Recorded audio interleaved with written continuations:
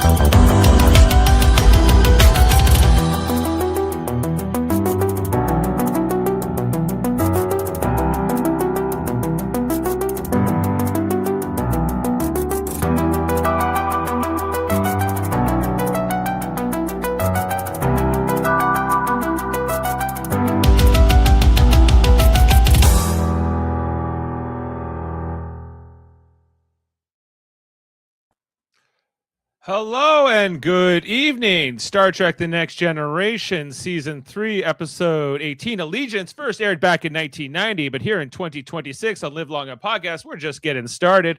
Whether you're joining us live on YouTube, Twitch, or Facebook, or catching the audio version wherever you get your audio podcasts, our mission to rewatch every episode of TNG continues. One abduction, one impostor captain, and one increasingly suspicious senior staff meeting at a time.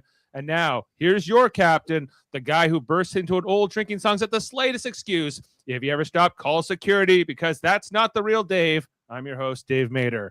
And let's break it down with tonight's panel. Sitting here with me in the studio. Yes. He's the newest voice in the room and an aspiring radio host, sharpening his craft at Mohawk College. Coming into Allegiance completely fresh, and he's bringing the perspective every rewatch needs, the honest reactions, the unfiltered questions, and the, wait, why is Picard suddenly acting like that energy that keeps us all on our toes? Whether it's alien psychology, imposter captains, or the ethics of abduction, he's diving into the final frontier one episode at a time. It's my son, Eamon Mader. Hey, how's it going? I'm glad to be here today. Glad to talk about this episode. I thought that was a really good episode.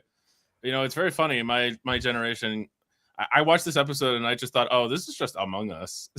Like, that's very much my generation's type thing. But it's very much like an interesting episode. It's about deception and infighting and kind of and the mystery and how people I guess react to authority is another part of the experiment.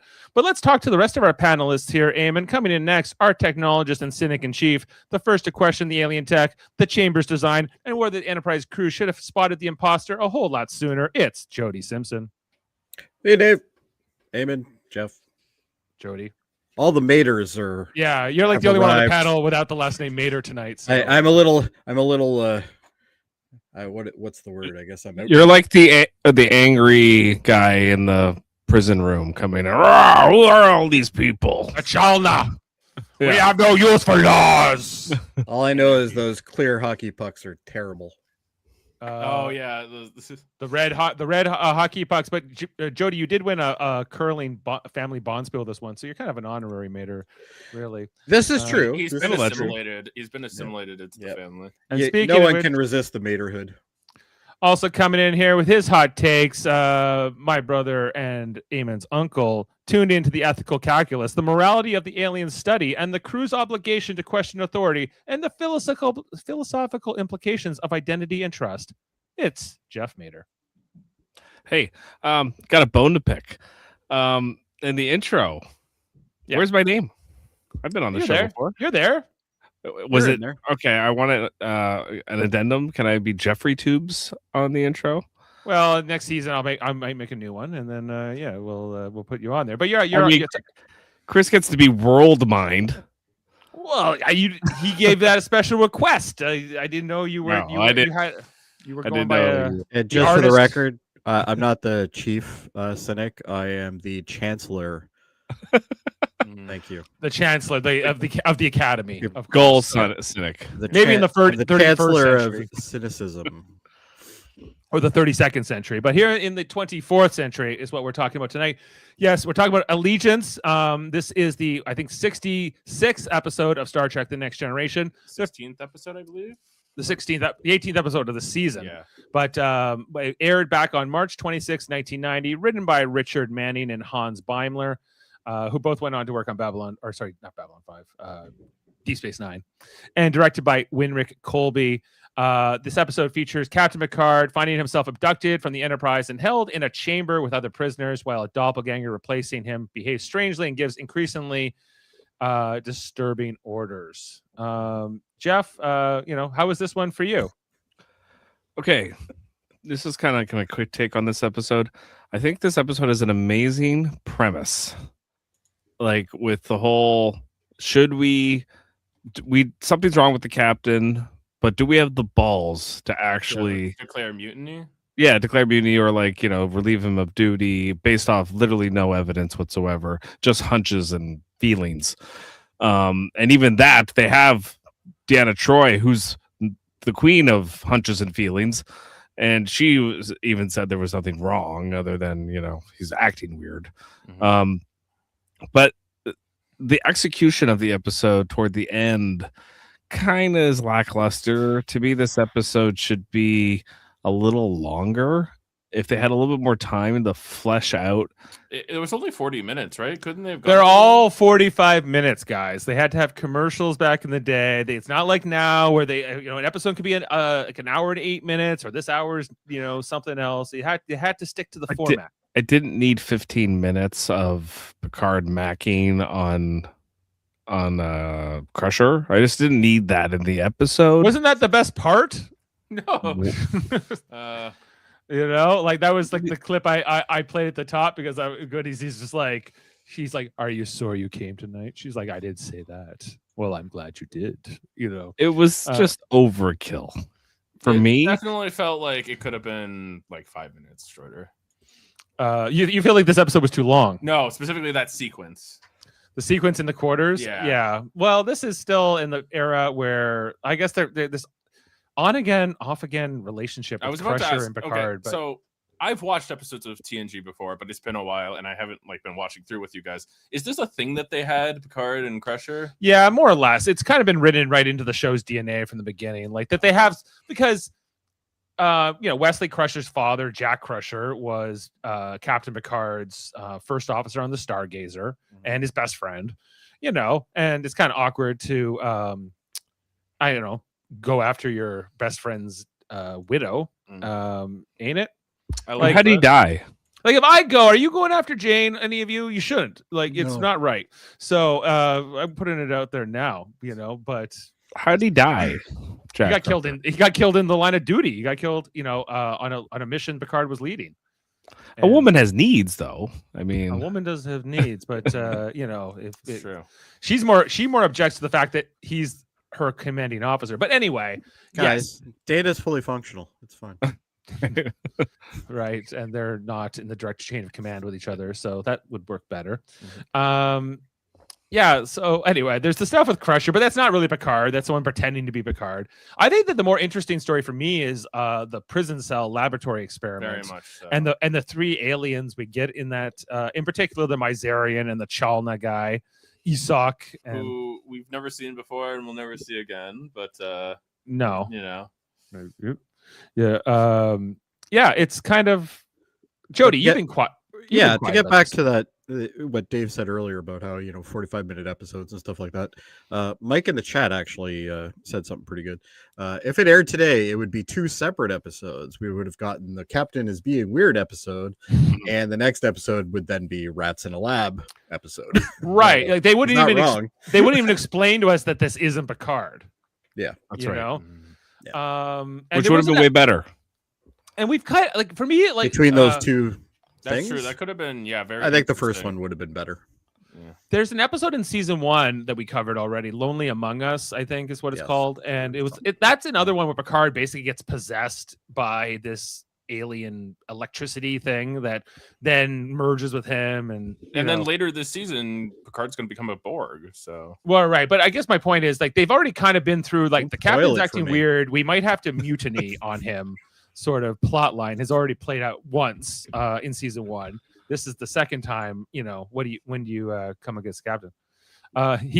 Sam has a theory that Picard is Wesley's real dad. Well, if you were going to cover that up, I guess the chief medical officer would be able to hide the DNA results with more convincing. If anybody could do it, it would be her. And you would do regular checkups just to make sure there was no suspicion.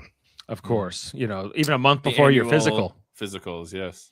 I think that this episode is a nice mystery. It's a fun one. It's 45 minutes. It's you're in and out, you're out, and I have no real complaints other than we've kind of already done the mutiny episode, but this one's a little different than that first season because that really was Picard who was kind of merged with this other consciousness and everything else. And this is I remember this episode being like just a standard, nothing special episode. It's not bad. I think is it better than some of the ones we've just had recently? No. It could have been awesome though. Like had you done especially if we got rid of the whole, him trying to hook up with my biggest complaint with this episode is that I don't understand what fake Picard's goal was in flying towards that star cluster. What was his purpose? He just wanted to see how far he could push that crew before they wouldn't do it anymore, I think. Is what I think that they were just they're like, he's like, what do we know about that pulsar? And Data's like, everything. Like, we know everything. Like, there's no reason to go see it. And they're like, we can be there at warp 7 in 37 minutes. Okay, good. Let's go at warp 2, which will take us over a day. Over a day to get there.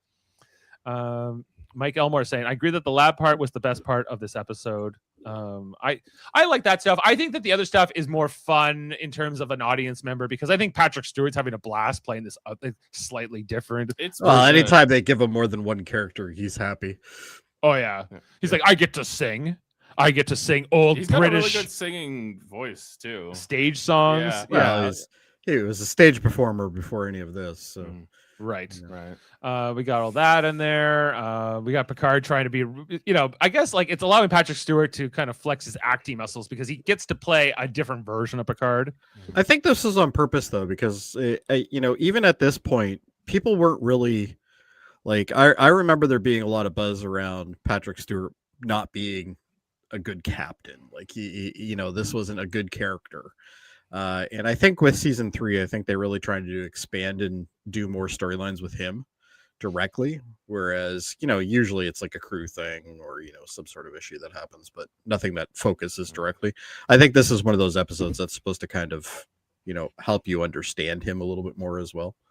This is what he could be if he let loose, that kind of thing. which we kind of know he like, at least by the time he gets to the Enterprise E, like he'll at least be going to poker games. Oh yeah. And that's his progression through the whole, he'll be straight up dating Beverly, then having a kid with her, not knowing, and then her, hiding that from him. And that's a whole other thing. I think his character progresses much better than a lot of the characters on this show. I think just over time, we get more and more of Jean-Luc, whereas yes, we do get, everybody does migrate their story a bit, but like Troy, how far are we to know Troy from season 1? I'd say we have I would argue Troy has more of an arc than Jody does.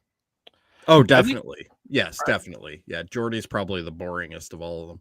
I think you have to consider the fact that this show's kind of unique in the fact that Riker is kind of the co-captain of the crew, and he's the one character that seems to be he's kind of like the bench boss of the crew, whereas the captain gets to go and kind of hide away. He's more solitary, and so he is that more Kirk-esque person, and Picard is more the Spock-esque kind of person in that way, where personality wise, yes. And but if you think about season 7 Picard versus season 2 Picard, big difference, massive. Oh yes. I just mean how they were writing some of the other ones, not so much. Yeah, how they're writing them at the beginning of the show is, I think they're purposely trying to make sure Picard is not too eccentric. And the only way they can really give him that is when it's actually not him. And that's what this episode is. It's like, let's write Picard, but it's not actually Picard, and let him sing and stuff, and let him do stuff, and that's kind of let him sing.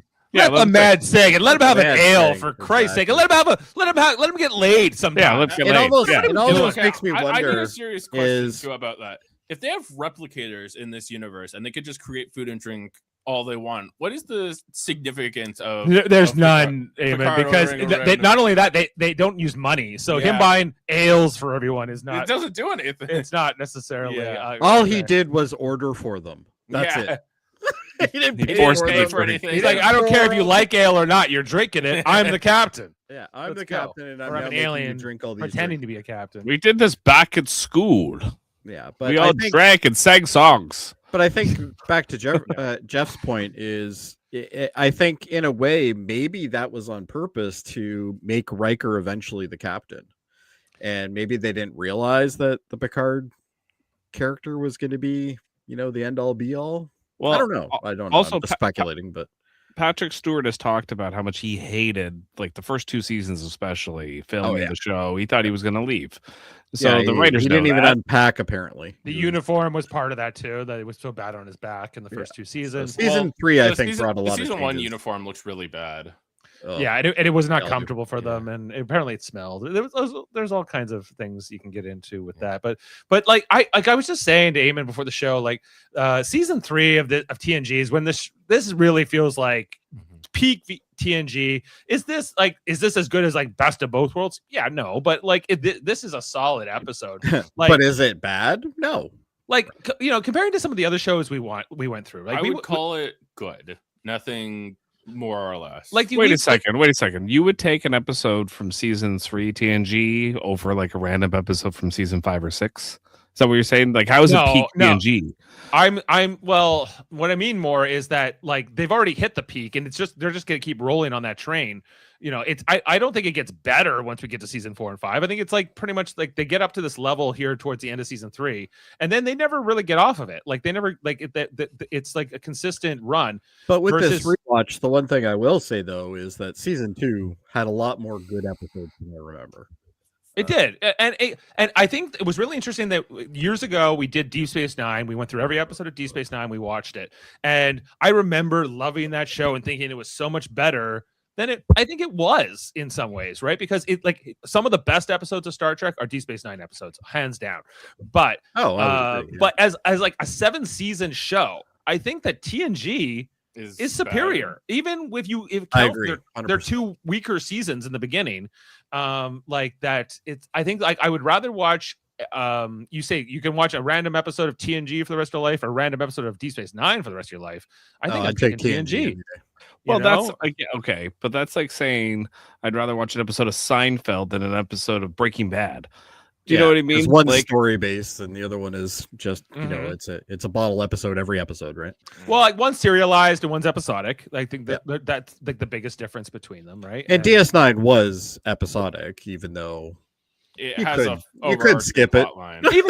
even Voyager, which is more comparable to TNG because they're both episodic shows, and like, Yeah. and they try to keep that same formula from episode to episode. Like, I still think TNG has, I think the cast is one of the bigger levels. I think it's like lightning in a bottle. They had like all these amazing writers, very young at this time in their it was careers, good timing for sure. who all went on to be like huge science fiction writers, right? From the, and this is where they all, like Michael Piller, you got Ira Stephen Bear, you got Ronald D. Moore, you got, I don't think Brandon Braga's here yet, but like you have Not Hans yet. Beimler, and you got He is Richard coming. Manning, and all these guys went on to be big science fiction writers in their own right, Yeah. and showrunners of different things like Earth Final Conflict, I think, for Richard Manning. So anyway, Got a very interesting question from Sam here that's asking about the comparison between the DS9. oh sure, Right, I can tell you that. season Okay, so I love my spreadsheets. DS9 season 3 is when it also kind of starts to get going. True. You know? But like, I think what the difference was on DS9 was like when we got into season 7 of DS9, and we're like, this episode, It just felt like a drag. That is not fair. It's completely fair. It's not that show is not the same show in season 7.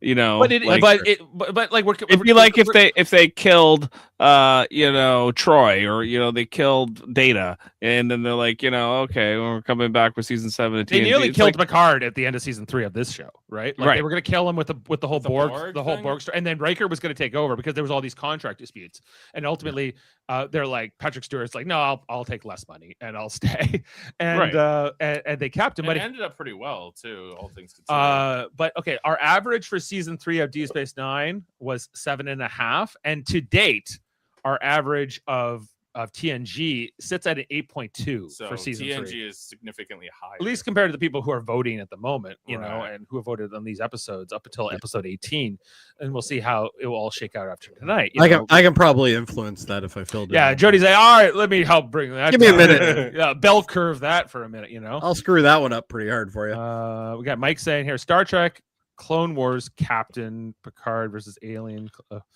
Put some spaces in, Mike. Yeah, next time. we're gonna need spaces. Not I do not even understand what he's saying. Yeah. he's comparing. I think he's just doctors. comparing characters. That's all. Wow. Right. I think it was literally a spreadsheet that he copied in. Well, can we run through the plot of the episode and everything? we might as well. saw? That's kind of why we're So this episode, it starts with Picard lounging. Yes, it does, Eamon. We're at this planet, and He's addressing the outcome of this virus thing, which will come up later. yeah, like basically they're saying like we're meant to meet up with the USS Hood, which is Riker's old ship. We're gonna meet up with them and do some kind of medical supply, something or other. They're like it's kind of immaterial, but like the Enterprise has kind of got a mission and they're meant to be somewhere in a few hours. And Picard's there reading a book, a real book, even in the 24th century, not like not like an ebook. not an ebook, mind you. And he's like drinking a glass of what looks to be brandy, I would say. He's a Renaissance man, you know. How drunk he is, unclear. You know, so he's chilling out, but then all of a sudden he gets tired. He's like, okay, I'm gonna sleep here on my lazy boy. And then we see like this 3D construct thing. The effects in this episode did not look great. I don't think this aged well. This like little block thing above him that like is meant to scan and transport him, but you know, it's 1990. Eamon. Like, that's fair, right? Your uncle was only a year old, you know, and now he's much older. How do you think he feels hearing about that? I don't know. All these people are still alive, so doing okay. Yeah, true. Anyway, so Picard gets taken away here. He dematerializes on the bridge. Data detects something in Captain Picard's quarters. They try to call down. There's no answer. They send Worf after him. And meanwhile, we see that the Captain Picard, the real Captain Picard, has woken up here in like this place with two people. He's like in this room he doesn't recognize. He's on a bed. We see that there's a Starfleet cadet, although we don't even know she's a cadet yet because we've never seen the cadet. We just see the Starfleet uniform. We've never seen a cadet uniform before, and like this new version of the uniform she wears in this episode is kind of different. But it looks weird. It doesn't have like the collar. She is one of the characters that are going to make me drop my points for this episode. Oh boy! All right, and then so she's sleeping here with her hands crossed. She's the first Bolian character, by the way, too. That even though she's not really who she says she is, but the first time we get a Bolian here, and then there's this other guy, the Miserian. What's his name? Haro, I think. No, it's Thal. like Kovathal, right? Thal Yeah. So something, so Thal is there, but they're both like she's sleeping. He's like not responding. So Picard his communicator's not working. Then Worf is on his way. He's up to business. No one's answering the doorbell. He's about to do a security override, but then all of a sudden the door's open and it's Picard. He's there. He's there with a book and a glass of brandy all of a sudden, you know. And they didn't even let him take that to the prison cell, so that wasn't very nice. Bolians are bald Andorians. Not quite, but you know, they're both blue. So Bolians have like that ridge going down the side of like the middle of their face, and Bolians have that like sucker looking things. I get the impression too that Boleus is a hot planet, and we know Andoria is a cold planet. So anyway, Worf is like, I came down here for this. So he's fine. Can I help you, Lieutenant? And that is our teaser for the episode, and we head into the credits. And I had not watched these credits in a while. Like I said, this is my first episode of TNG in a while. I forgot how good this intro really is. Jerry Goldsmith, baby. Yeah. Great score. From Star Trek Motion Picture. The original motion picture, Yeah, it's better music than it was a movie. So I'm glad it got reused here. Yes. Oh, is it from the original Star Trek? So the first Star Trek movie, which is not a good movie, I hear, but yeah. like Igor! what became the Next Generation theme song is from that score. Okay. Yeah. So, yeah. Anyway, so then That movie had to exist for us to get the greatness that is this. exactly. And for Star Trek 2, but And Goldsmith, he was coming off like Logan's Run and some other movies he had done in the 70s, right? Yeah, So, he did some scores from some good sci-fi. okay. Anyway, so we got the title card after the credits, Allegiance here, Picard moving around, but Okay, I need to talk about this, but I guess you're trying to take her pulse like this? Yeah. Who takes someone's pulse like this? It looks like he's gonna strangle her. It Well, does maybe seem on a like that. Bolian you have to do it that way. maybe. Hey. It's part of Starfleet Academy. They Anyway, just she use I get trained reacts on this. appropriately. She acts appropriately here. She freaks out and that who are you? And we find out that she's a first-year cadet. Her name is Matena Haro. It's played by Jocelyn O'Brien. The first relation. Bolian. No relation to Miles. A fictional character, whereas O'Brien's her real last name. So she's a first-year cadet. Whatever. Why are you here? Like, then we get to meet the Miserian guy, Haro. He's an interesting guy. A The makeup pacifist. is top notch. Yeah, I was about to say, seeing this character reminded me how good the makeup was during like TNG and DS9. It's very Yeah. It's kind of like it's almost like Yeah. a proto Cardassian design. The head wrap's an interesting Reminds choice. me of what's his name from DS9, the guy who ran the shop. Quark? No, it was the Garrick. the Romulan. Yeah, Garrick. Yeah, well, he was a Cardassian, Yeah. I think, to that point. And he's a very like squeamish, cowardly man. Apparently, his whole race, a race of cowards. They like they don't fight anything, but like Yes, They're very smart. They're very smart. They're known for their intellect and not resisting. fighting people. Yeah. Not resisting. Their planet had been conquered 6 times in 300 years or something. So, they turn around. Anyway, and so there's a 4th bunk. They think that there might be someone else coming. Picard then, is looking around the room. He finds out about the food, which is like this red jello stuff. It looks like a urinal cake. It looks like a red urinal cake. Yes. And he says, I wouldn't call it food. But It's edible, but I wouldn't call it food. Yeah. And then Picard takes like this tiny little bite of it, and it's just like he's like, It that's looks, not it looks like soap. yeah. yeah. So, a fun little mini fact, Dave. There is a tie-in to this show to Enterprise. Did they have red cube, like red disc food or whatever? No, the girl that plays the Starfleet girl, O'Brien, she was on 2 episodes of Quantum Leap. Bam!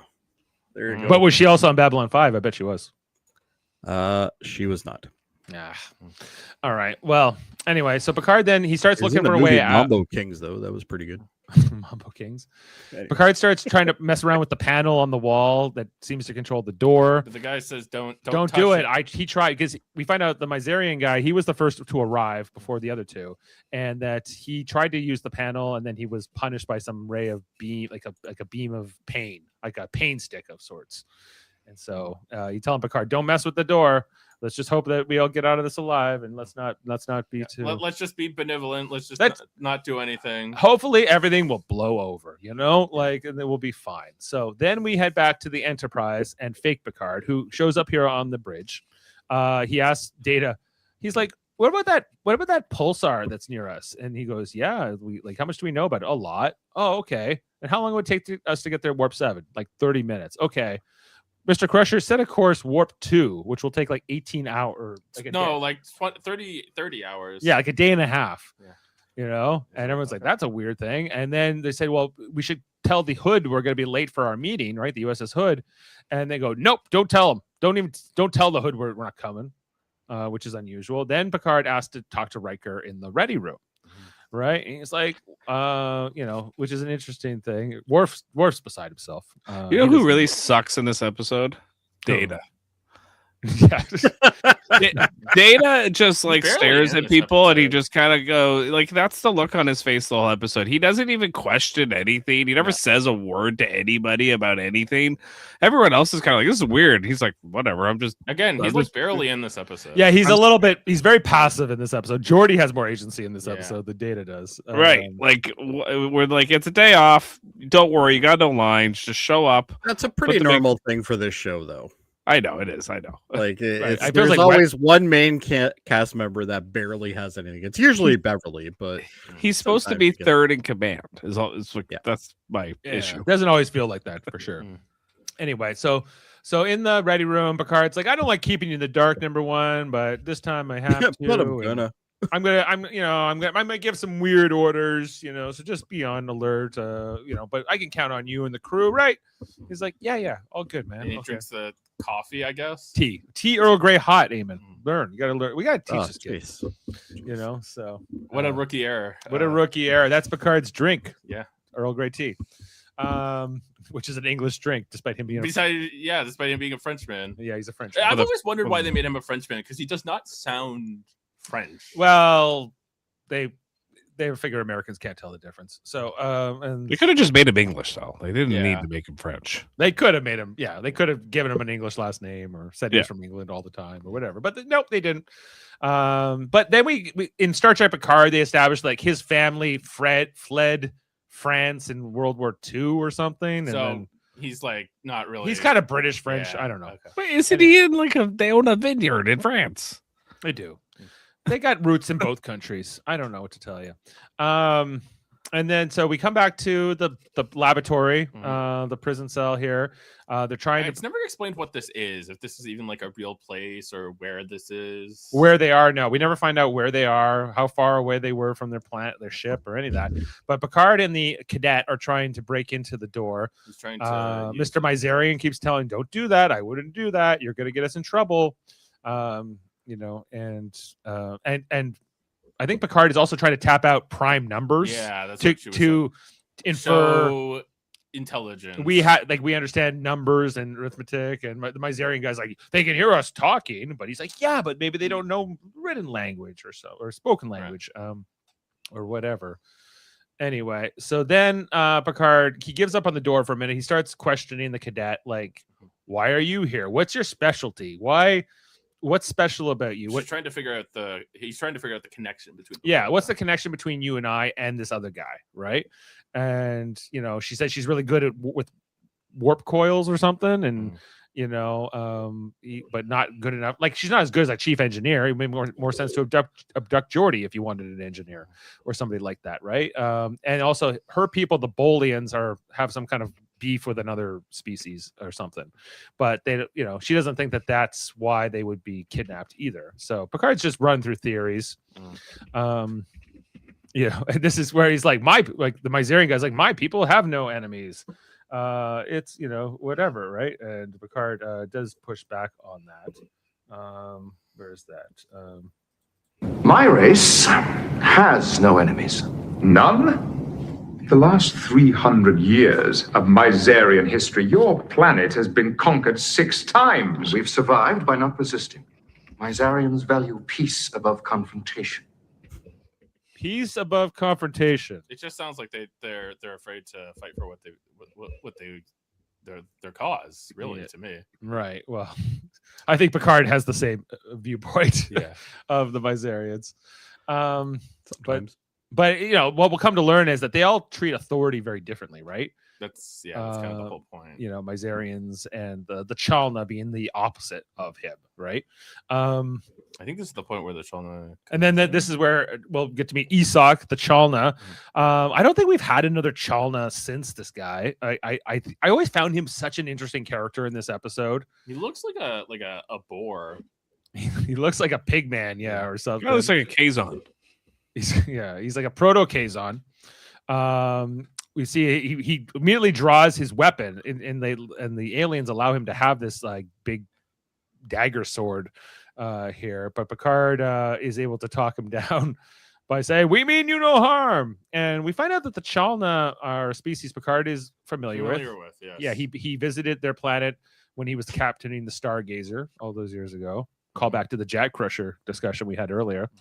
And then he knows their planet. And we find out he's quite a reasonable Chalna, this man.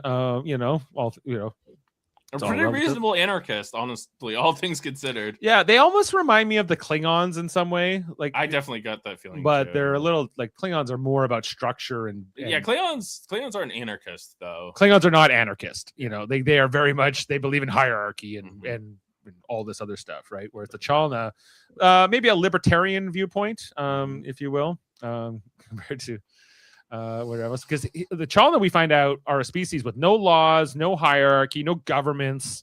It's kind of just like survival of the toughest and strongest, right?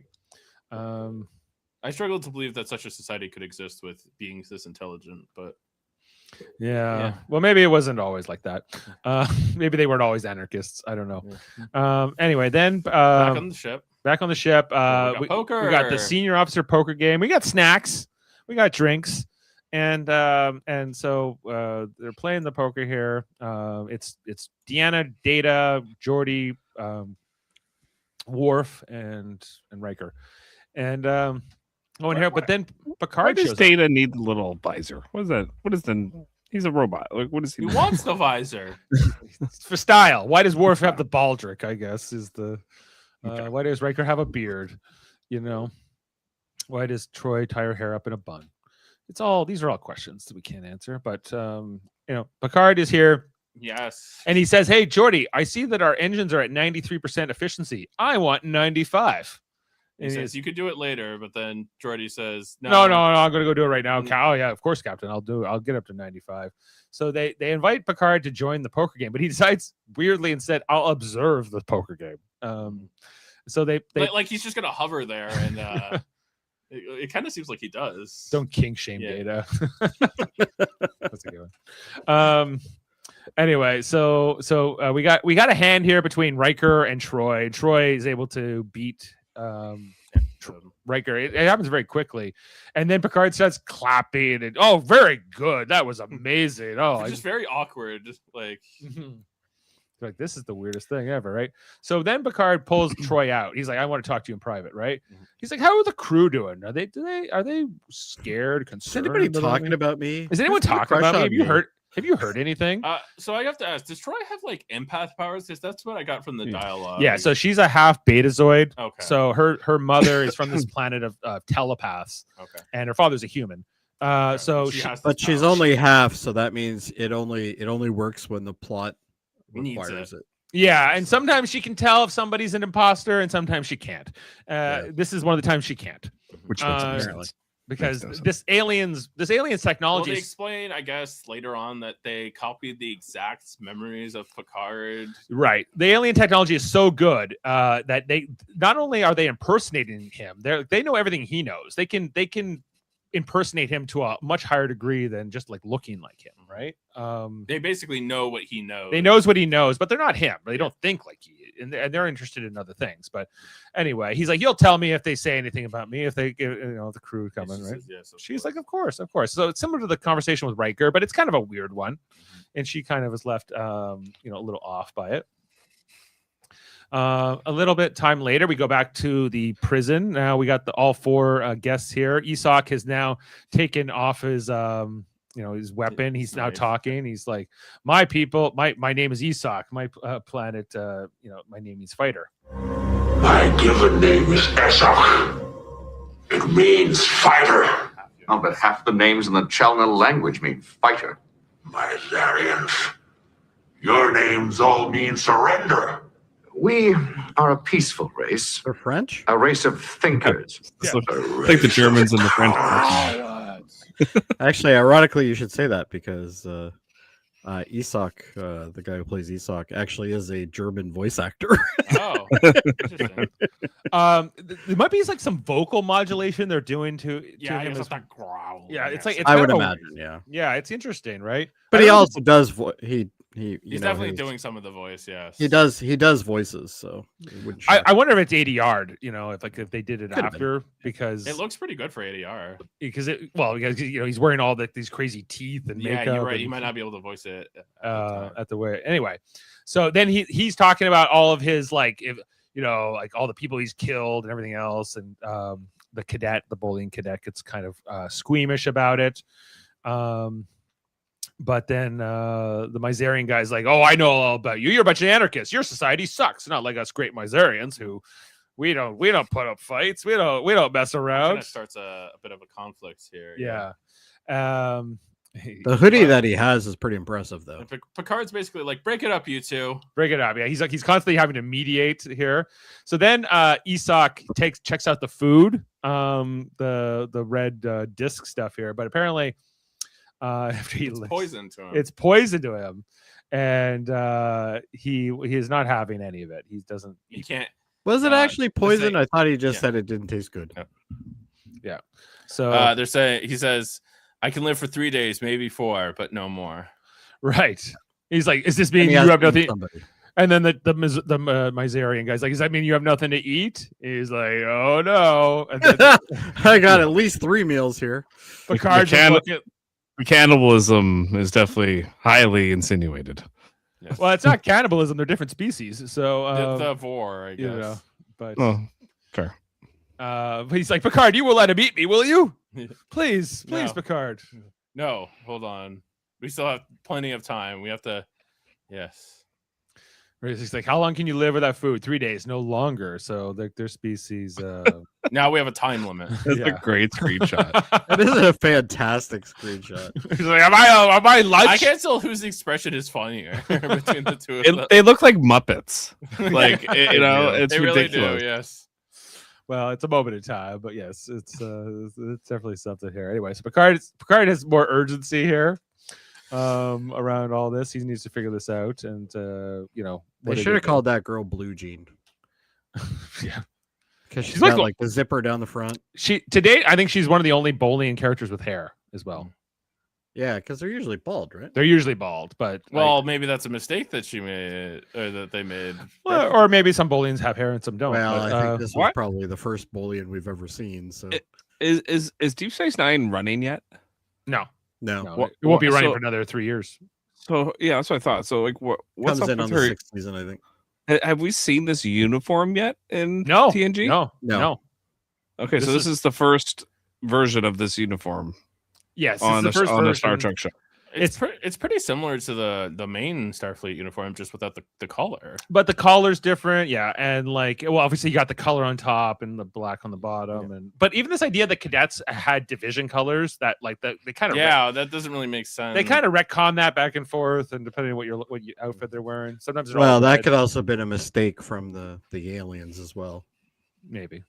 But But Picard would know that. Picard would know if it's not the right uniform or whatever, So presumably he knows his Starfleet regulations.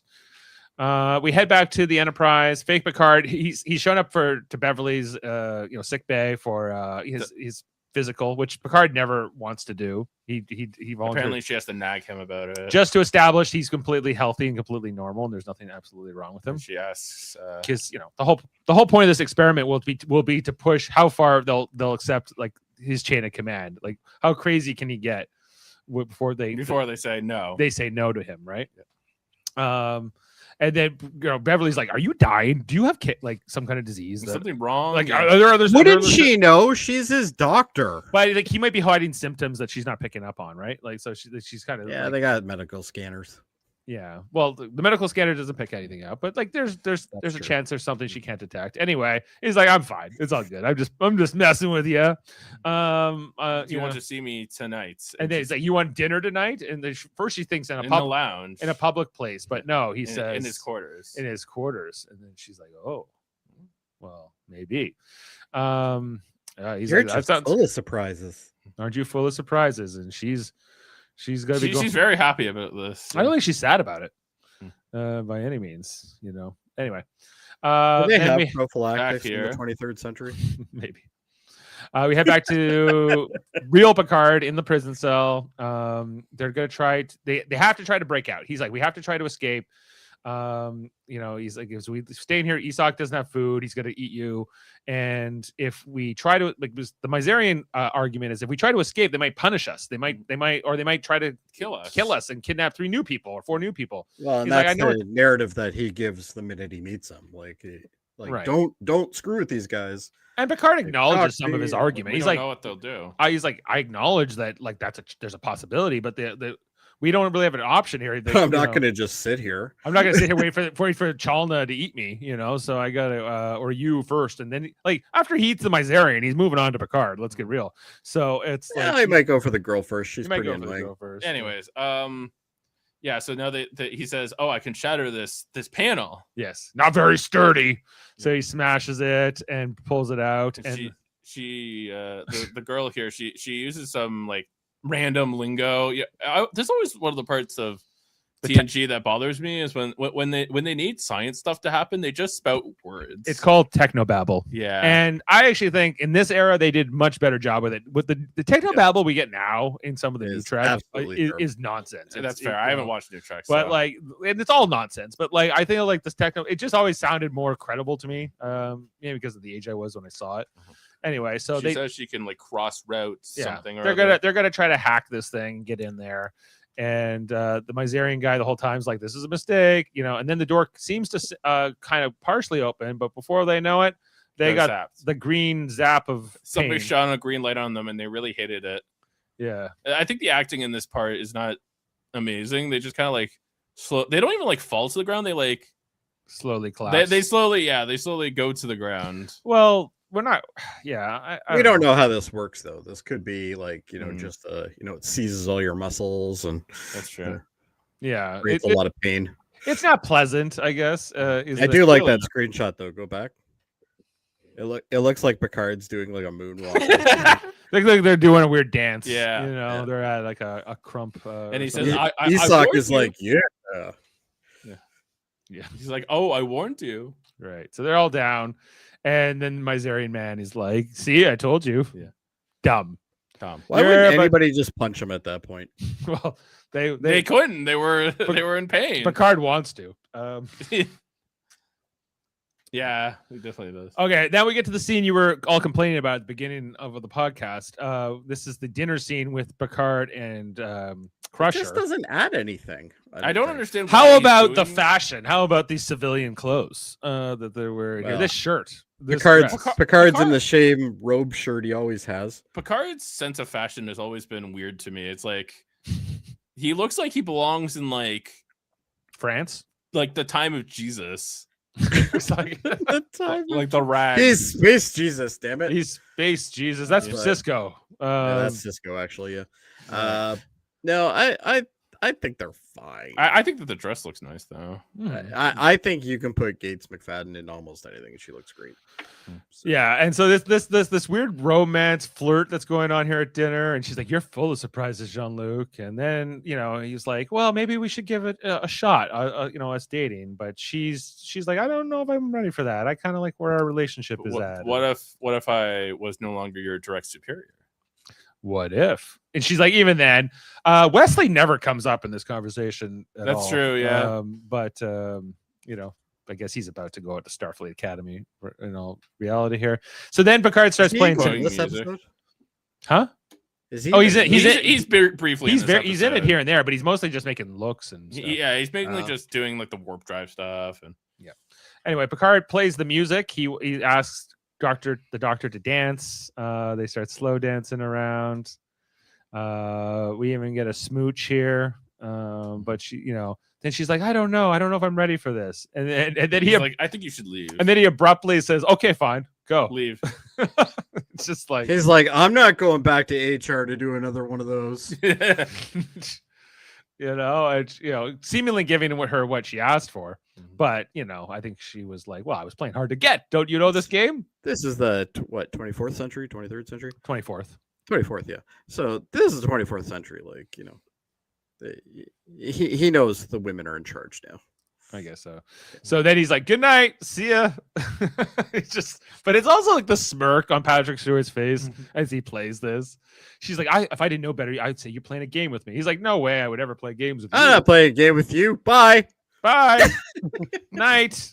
And she's And just she's like, "What an ass! I even bought prophylactics." yeah. Anyway, Cut back to the the prison cell. They're all recovering from the pain. They're all on their feet again, and the Miserian guys complaining about nothing you do makes any sense, Picard. Nothing you do works, and I love these He's things. done one thing. This is one of my favorite lines is from Isak, where he's like, "The sound of your voice is beginning to anger me," or something. And Isak really is the star of this show. yeah, this scene is kind of the scene where, like, well, how do we know who everyone says who they say is who they say they are, right? Like, how do I know you're infighting? how do I know you're really a bully, and how do I know he's really Miserian? Any of this, And there could be an impostor among us, right? And eventually it gets turned on to Picard, or even on. And Isak was the last to arrive. Why couldn't it? Could be him, So there's all like this doubt, and no one can Every prove time I it. see Isak, Kirk has he's been always got commanding those faulty everyone. eyes. So who's to say that he isn't? I believe what they say is, who's to say that he isn't the one commanding things because he wants to be in control, because he's the He's like, you've been flying orders since you got here, Picard, and that's kind of what Picard's natural. But then, as they're attacking Picard, the cadet, she says, "Well, no, you can't say that about Captain Picard." She mentions the Mintalkin episode from Who Watches the Watchers, that episode, the first contact, and she which is kind of a problem. and then that kind of, he's like, "Well, you shouldn't know about that, right?" So he tests her, and he's like, "And what about that mission?" Which should not be known. We'll get into this later. And then, so at this point, Picard knows she's the mole, right? Never had any reasoning or point other behind it. Stargazer's fish saying, the fake Picard's behavior always puzzled me. Never had any reasoning or point behind it other than just be weird. That was kind of the point, though, is that he wanted it to be off-putting because he wanted to see the Right. limits Because- of. Because the whole idea of the story is that it's not Picard, and he's acting just normal enough that they can't really say anything, but just weird enough that we know something's different. But that's the whole Right, point. but He wants to test. To But see he's if they're testing them. He wants mutiny. them to be uncomfortable. He's not really just trying to infiltrate and then like live Picard's life. Yeah. That's not really what he's after. The experiment is, why do people just subserviently give their will to authority based on basically just titles? And what's their brain? They're fascinated by that. They're like, Yeah. why? Right. Why Are would we you do asking that? Americans right now? Right. Right. And it's a great, that's what's great about Star Trek is like you can take an episode like this, which is a silly episode where like an alien impersonates the captain, and you can ask yourself all sorts of different questions that are realistic. Yeah. Yeah. And in this it's like, like what, just because someone's the president of the United States or whatever country or a CEO of a company. And actually, yeah, that's the reason. Sorry, Jeff, but that's the reason why I think Jeff and I probably both don't like that scene with Beverly, because Beverly knows him more intimately than anybody.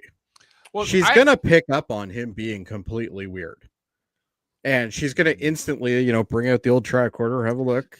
I don't really understand what it is about authority that they're studying in terms of how it relates to romance. I guess that the power dynamics or inequality there, perhaps, but it seems like they're also just messing around. That part of the it's just Anyways, relational. The bar with yeah. Eamon's like, can we move on to the Sorry, next scene? I'm not It's meaning even to worse rush than you, Dave. anything. Or I know. I'm like, can we? Yeah. Anyway, He's but Riker and Troy are talking in 10 forward, about how Picard seems off. Yeah. They both notice, and then he walks into 10 forward. he has this weird wave that Yeah, which definitely something he would never do. He would come in and wave at the whole room. you say we got from weird Picard to Trump's America, but I think that's exactly what Jeff was attempting to say, is that what's so beautiful about Star Trek is that it applies to a lot of real life scenarios. You can apply it to a lot of real life. Yeah. So yeah, Picard comes here. He's acting all chummy. He says, "Great job, Jody. You got the engines up to 96%. 96%. That's even 1 more percent than I asked for." Pats him on the back. Pats him on the back. And then he said, "Can I count on you when we get to that pulsar?" And he's like, yes. Sure. Like, are we gonna fight it? Like, it's just a star. But even whatever. Worf in this scene is catching on, but yet doesn't do anything.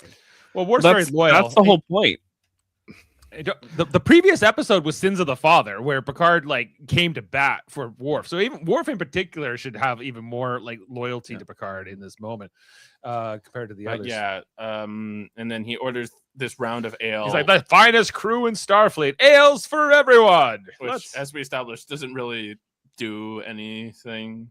It's not like you're getting him free. Well, it's like you get. You're thinking of them. They just didn't have to order. Like if he went, like, say they didn't catch on at a certain point, and then he just went at a certain point, he's like, I'm initiating self-destruct mode and nobody can do anything about it. You know what I mean? Like he needs Riker for that. Well, yes, but you know what I'm trying to say, or he convinced Riker or whatever, and just people would just go along with it because people accept authority. They could also like replace Riker, right? And then they're both acting weird, right? Right. And that that would have been kind of interesting, like that the first officer and the captain are crazy. Maybe that would have been a different version of the story. So then Picard's like, oh, I remember my academy days. Now, Jody, you've been watching Starfleet Academy with us. Are we gonna get song? Are we gonna get them singing songs after they have a toast from now on? The way it's going, absolutely. I predict to sing along within the next 2 episodes. Jeff's already labeled it Star Trek Glee, but anyway. Well, no, I don't think it's Glee, but it's going that way. It's 90210. Jet Reno's got a Jane Lynch vibe to her, but anyway, so we have this little sing along. Yeah, a little sing along. Picard is singing. I think that he just wanted to sing. Back when I was in the academy, we would follow every toast with a song. I wonder if I can. Oh yes. Oh yes. Oh yeah. That's right there. Oh yes. And cheer up, my lads, 'tis to glory we steer, to find something new in this wonderful year. To honor with all you receive and concern. For who are so free as the sons of the waves, are the bold on our ships, jolly tars are our men. We always are ready, steady boys, steady. We'll fight and we'll conquer again and again. Come cheer up, my lads. So great little song. Riker. Please don't sue. Riker's face palming. And he's like, that's not the captain I know. Geordi's like, what the hell's going on? Like, this isn't right. We need a meeting. We need an emergency injunction. 25th Amendment. Let's go. Will we get and that is how we got from Weird Picard to President Trump. Anyway, so then in Riker's quarters, he's having a little drink with the everyone. Everyone went Wesley, basically, and Picard. Yeah, they're like, fuck Wesley. Yeah, he's not invited to this meeting. This is all he's gonna do is release nanoprobes and date some girl. So he's like, hey, we all love Picard, but come on, what's going on? What's going on? Why are we? Troy's like, he was kind of weird with me after the poker game. And then Beverly talks about their date. And he must know that I don't like ales. My favorite part of this episode is right here when Crusher is explaining this date, and Riker turns his head at one point right here where he's just like, "Oh my god, I don't even want to hear about this." Like he he turns his head and he immediately turns to like he moves the conversation. I can often not take Riker seriously because Jonathan Frakes' acting has always been so funny to me. He's got that face he makes. He's got a very expressive face. Yes. She's like, it was a very interesting evening, and he's like, damn it. See, right here. He's like, I don't want to hear about it. If my girl can't get laid, what is the point? He's drawing pictures in his head, I think, about how the evening went. He's like, which one's on top? You think all these things, and he's probably like, no, I need to focus here. Anyway, they kind of say, "Are you going to attempt to mutiny him? Do you have the evidence to go forward?" Right, Worf in particular is like, we can't be mutiny here. He's like the most defending of Picard, and he's like, "Hey, listen, I'm just putting us all on alert. Like this is and what's Data doing there? Data's just looking pretty. Like, what is he doing? Data. Anyone should have picked up on this already. It would be Data. Data has nothing to contribute to this conversation at all. Data really literally says anything. Nothing most of the episode. Then we come back to real Picard in the prison cell. He's dealing with the three others and trying to, who's the imposter, who's not who they say they are. He already knows it's the bully, but this kind of goes on a little longer. as he tries to work the panel. Then we come back to fake Picard, who's now at the pulsar and saying like, get us closer. I think within like, he's like, we're 20 million kilometers away, make us 10 million kilometers. And Data's like, this is when Riker puts his foot down. and Data's like, that's going to destroy our shield. There's too much radiation. We're not going to survive like more than a couple minutes there. And he's like, do it. And then Riker's like, can I talk to you in private? And everyone's getting a little tense. Oh, there's here. Wesley. Yeah. Wesley. Yeah, he's just looking nervous. But then I really like the scene in the ready room between, especially like when how they they the scene is. I love the scene, the way it's filmed. the way they framed it. Yeah, just the way like they framed it. close up on Riker's face, close up on Picard's face. So like, if you don't stop this, I'm relieving you of command. And he's like, on what basis? What evidence? You know. And You this got is nothing. probably one of the first times Back up and don't forget this happened. But don't do it again. Riker really like questions him. Like, yeah, we've seen it before, but this one's really bad. Like, This one- threatening his command. Basically. Well, but then I think the fact that the way that Picard responds to this is very indicative that it's not Picard. I think. Yes, You know. absolutely. He's like, yeah, you can try that, but you better watch out because I'm your superior officer, and that could be a Doesn't he court-martial threaten him with a offense. court martial? Yeah. He's like, how about you go to sick bay, and I'll drop this. Yeah, and I'll drop this. You know, how about that? You know, and so Riker's feeling a little checkmate, maybe, but not really, because he's already got the senior officers on his side. We'll find out later that Riker saw the mutiny on the Pegasus. He knows he got to get people involved early. Riker knows how to take over a ship. Yeah, he saw it done once. Anyway, then back. So they're still trying to hack the door. They take this knife. I guess this was the knife that the guy had earlier, and it looks really silly to me. It's got like these serrations on it. They're like looks like it's for cutting loaves of bread. Yeah. Mm-hmm. Well, it's meant to look alien. And anyways, scary. they open the door and there's nothing behind. There's just another door behind it, or like a wall. A flat plane. Yeah, so they can't even get out. And then Myzarian's getting mad. He's like, I told you. Yeah. I told you. Picard keeps making eyes at the Bolian lady. Come back to fake Picard, who's now closer to the pulsar. And then when he gives like this final order to get even closer, that would kill them in minutes. That's when Riker's like, okay, nope. Belay that order. We are turning around. I'm relieving you of command. And so Picard tries to get Worf to. Worf is so funny in the scene. He's like a sad puppy dog. He's just like he's like who's got to order who? Picard wants Worf to arrest Riker. Riker wants Worf to arrest Picard, and so it's a bit, but Worf seems to be backing up Riker. He's and so Picard is being deposed here. He's mad about it. You see him clenching the fist, and I think there's a mistake here that I feel like there would be a loyal person to Picard, and that would. Maybe he's onto something. Maybe he knows something we don't know. You know, I feel like again this episode kind of is missing an opportunity to really delve into like what sycophantic behavior is toward an authority. You know, they don't really show it in this episode because they basically say this wouldn't happen. You know, people wouldn't do this. It's like, yeah, they would. People would follow the leader. We've seen it in history. It happens. Yeah. Yeah. We've seen the cults. People, people drank all that Kool-Aid. In recent history, Jeff? In recent? No, that hasn't happened in a while. Yeah. I gotta go buy a red hat now. Anyway. For Picard, it's a Picard hat. Absolutely. Anyway, Picard. Yeah. Picard is taken out here. Riker's like, okay, we're taking the ship away from the star.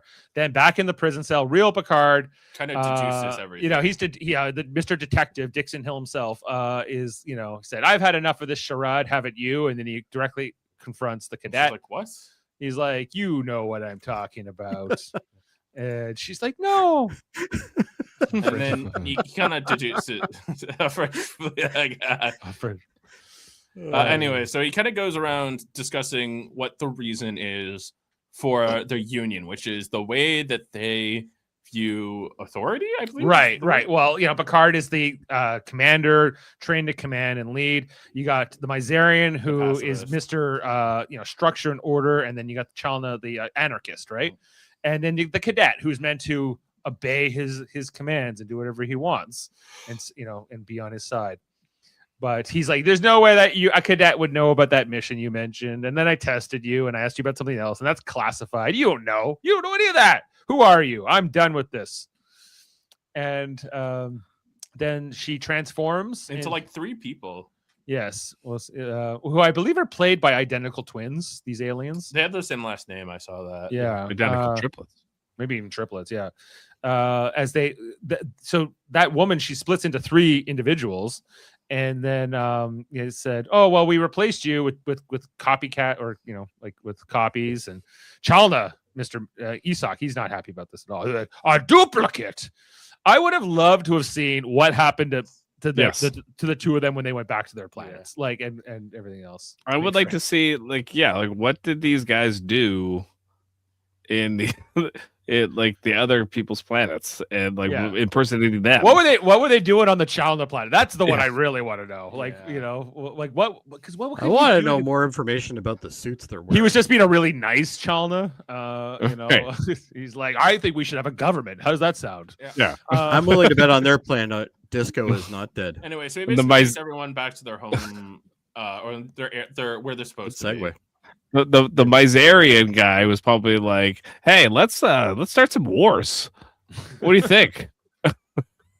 He's like, "I think we should resist the next invader, whatever it is." Anyway, let's build a wall. Let's build a wall. So Picard returns to the Enterprise, directly confronts Figure. Oh, they're Picard. I always love this effect, by the way, when you have the same actor standing with themselves. It's easier in today's special effects. Back then, it took a little more effort.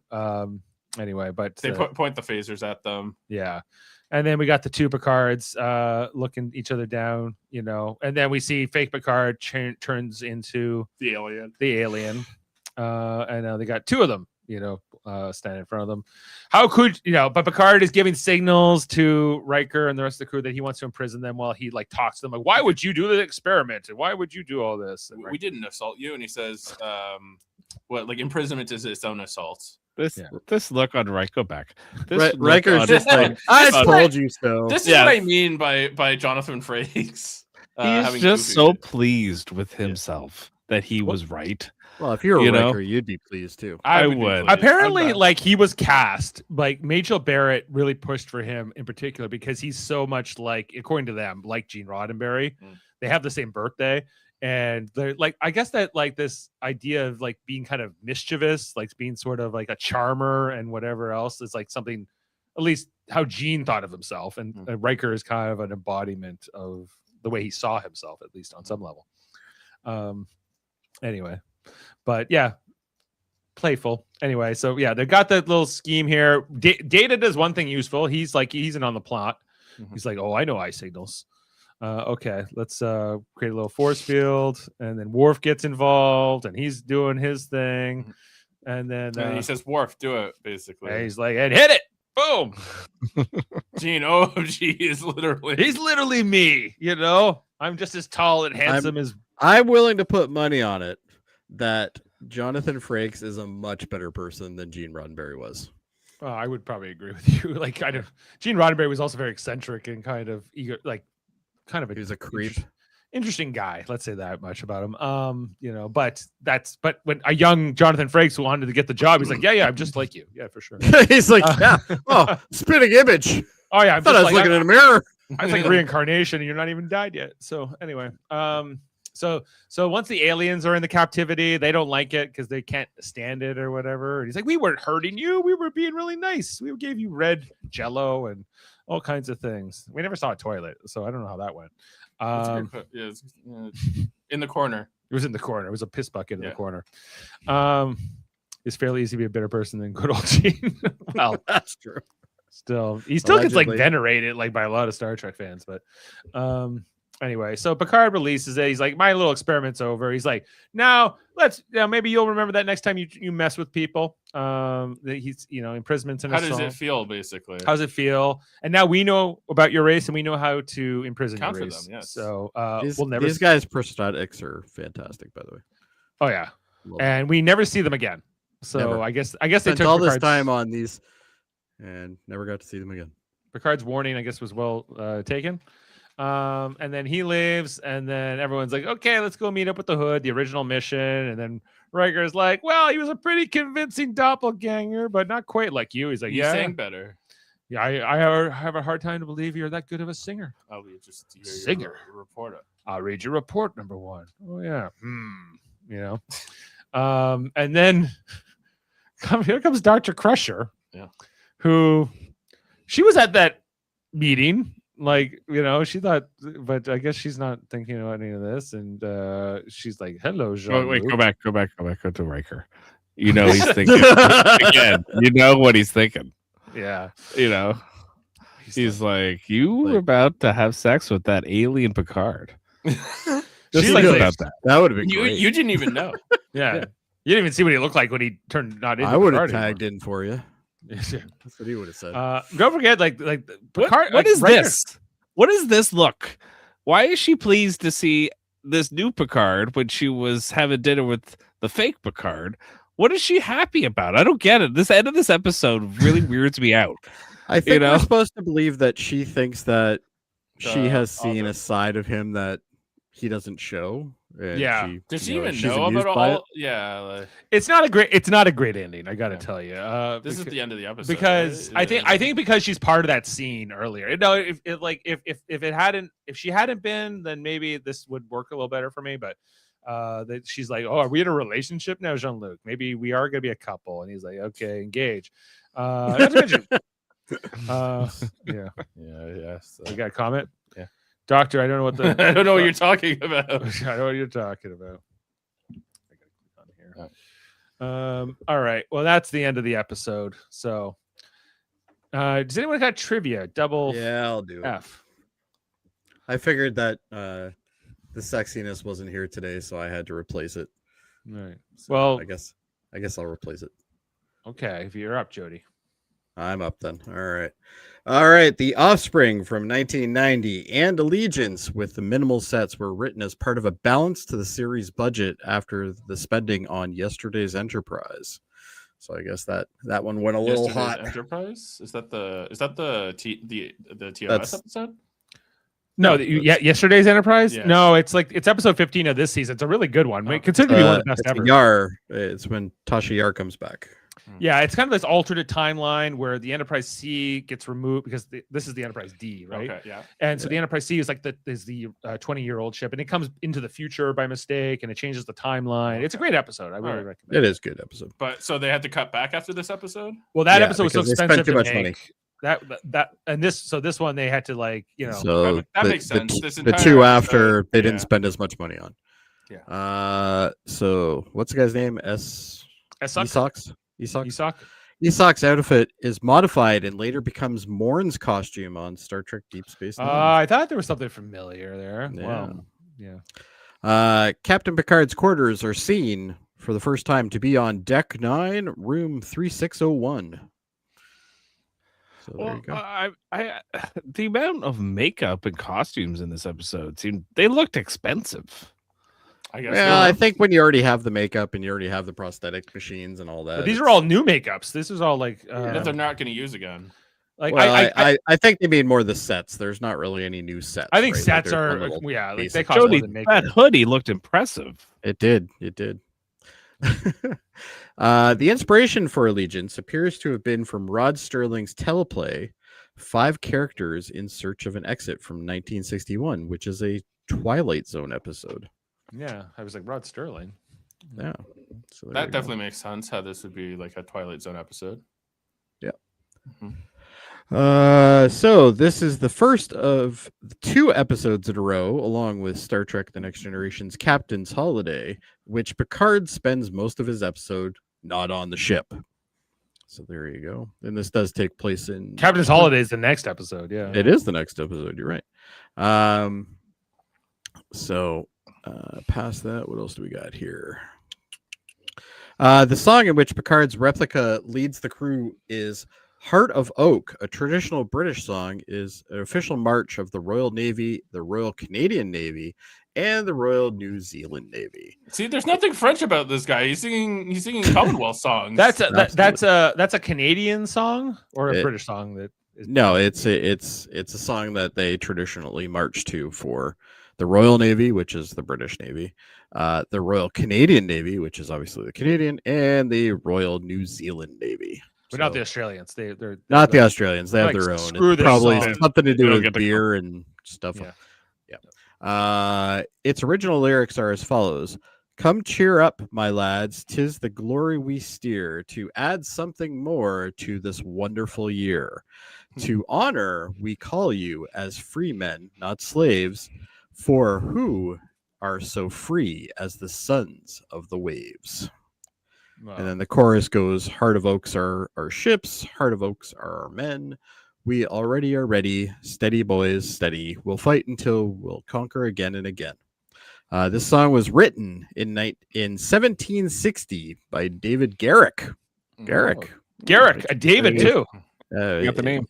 That makes sense, I think, for this show too, because Star Trek has always taken a very naval feeling in terms of its. Oh, they're on a ship. Yeah, they're on a ship, and they have naval rankings and stuff like that. So I think it makes sense that they chose a Navy song for this. And it notes that LeVar Burton deliberately flubs the line, "To honor we call you as free men, not blah," as he played Kunta Kinte in Roots Part 1 from 1977.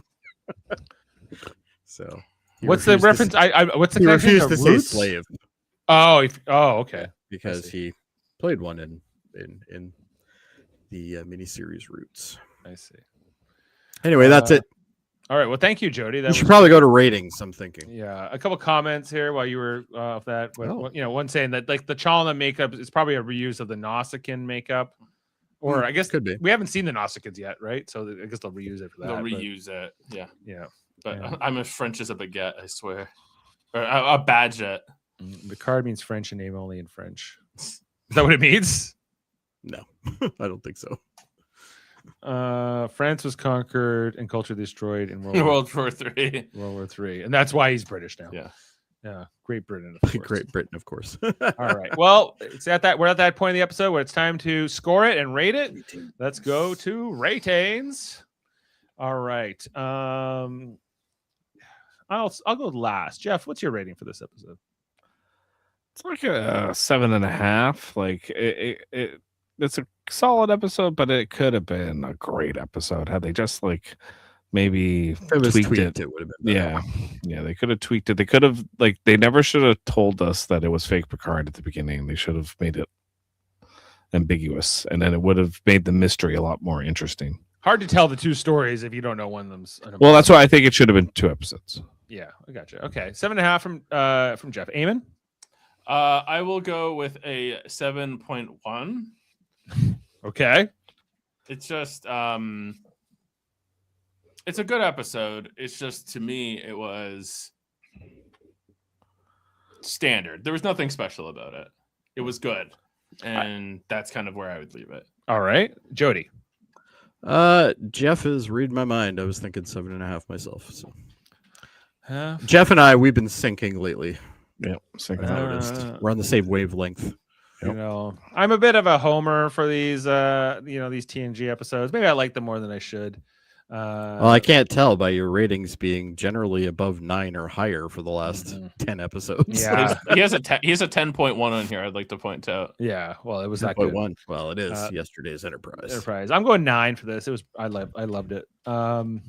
So we are averaging 7.8. This has a 7.4 on IMDb. So we're slightly above. We're slightly above that with almost 4,000 votes. So that calls out for that one. Anyway, so a bit of a dip here. Mostly I blame you three. Oh, because wow, look at this streak we've been on. Everything's been 9. It's a great one. It's great. It's not a 9. It's awesome. I loved it. I love the. So you think this is the exact same goodness as Higher Ground? The High Ground. Yeah, you rated that a 9 as well. I like that one too. Yeah, and you think they're equal? It's not even about equal. It's about the same level of enjoyment. And by the way, giving Sins of the Father a 9.7, that is ridiculous. We're just rating level of enjoyment? I guess so. Is that what we're doing? How do you base your rating? Well, whether or not it's good or not. Right, that's enjoyment, isn't it? No, you can One more enjoy a sunset bad toast. episode. I enjoy a Fast and Furious movie. I think Me it's a too. dog crap. I love them. But I think it's a dog crap. Like I would give it a 6. I decided a You know long what I time mean? ago, if I I'll still enjoy watch watching it. the episode, that's how much enjoyment I get out of the episode is the number I'm giving. So that's how I go. That's how I roll. I don't. Can we get an average rating of people who do ratings correctly versus you? Can you fit that on the spreadsheet? I think it's 3-1. Listen, 3-1. like if we look at like the my overall average, yes, I'm higher than you guys. Like Jeff's Absolutely. you're averaging a 6.3, Jeff. Oh, Yeah. the humanity. The humanity. It Jody depends is on the episode. Like if the episode is good, then I'll It give also depends what episode you're here for. Yeah. And so, Wow, we're a lot closer than I thought we were, Jeff. But Jody's got a lot more ratings than Jeff. Jeff only has like a handful. One of them is a 3.5 at the Big Goodbye. One's a 2. So, The Big Goodbye did deserve. There were a some bad 1.5, episodes in those a three, 3.5 though. I gave it a 5 to be There's nice. some great ones too. Anyway, The so first that- Q episode is amazing. Yeah. And look, I don't know. I've been really enjoying this season so far. So anyway, we are looking ahead to our next episode, which I forgot to make a title card for. Captain's Vacation. It's Captain's Holiday. Captain's Holiday. And we'll be on next Monday to talk about that. Set course for intercourse. All right, we're going to Ryza, the first Ryza episode ever. The vacation planet. And we get, in my opinion, one of the best female characters ever in Star Trek. Yeah, Vash. Captain I love Picard is Vash. talked into taking shore leave on Ryza, where he's swept into an archaeological mystery, a flirtatious partnership, and a chase involving a very determined Ferengi. We also get Max Grodenchek, who obviously played Rom as well on Deep Space Nine in that episode. I really love that. I love everything about the whole Ryzian sort of like mythos and everything too. So I'm looking And forward this to is the first time we fully see Ryza, though, isn't it? It's the only time. It's the first time it's introduced at all. Like in No, Star because Trek. they mentioned it before. Well, it's in Enterprise, but like that which takes place before. But No, but I mean, even Riker mentioned Ryza a couple episodes ago. I don't remember that, but Anyway. if he did anyway, but they will be referenced again. So anyway, check it out next week. I know Heather and I think who signed up for this? Heather, Jody, Justin next week. So Am I on this one? Oh, sweet. Supposedly, I'm glad. yes. I even have a background for that. Great.